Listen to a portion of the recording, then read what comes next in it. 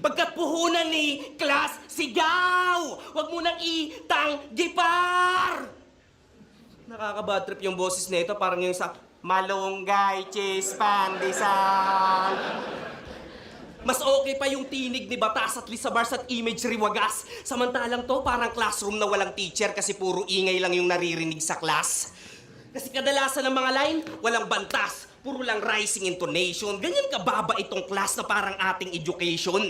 Panay sigaw sa delivery. Ano ka manganganak? Pues pagtapos niyan,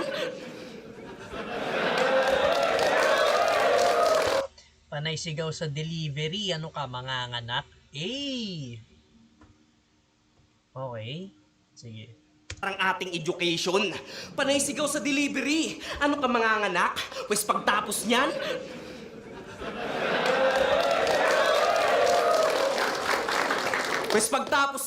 di ka na aaray. Kasi after mag-bleed, maternal death, alam nyo kung sino yung tigasilang, siya yung mamamatay. Nagpapagod kami kasusulat ng punches, kala mo sigaw na yung magpapa-knock out! Sinigawan din eh. Naulit lang yung silang mo, taga-silang. Parang nasabi niya rin kanina, taga-silang.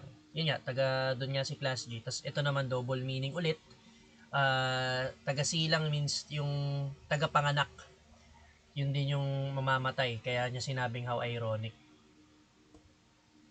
Susulat ng punches, kala mo sigaw na yung magpapa-knock out! Kaya anong G-class? Baka G-cash kasi puro cash out! Wordplay! Cash out. Yung sa Gcash nga, pag magpapa-cash out ka. Tas puro ka shout, puro ka sigaw. Okay? Puro cash out!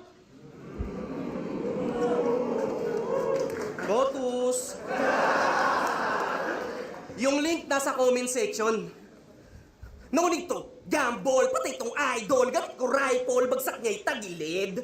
Para di na makaboses sa teammate at di na madinig asintay sa liig na parang Charlie Kirk. Kaya, Na parang Charlie Kirk. May mga rich lang na rhyming dito si Atoms. Pero si Charlie Kirk yung ano, sa mga di siguro nakakaalam, siya yung parang, yung figure siya eh, sa Amerika na nakikipag-debate lalo na about sa kahit saan, politics, religion, or kung saan man. Basta debater siya eh. Nakikita ko lang sa TikTok before. Tapos na-assassinate siya recently, last year.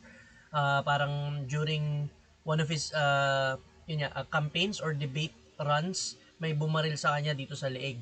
Nasa video yon, tapos namatay siya.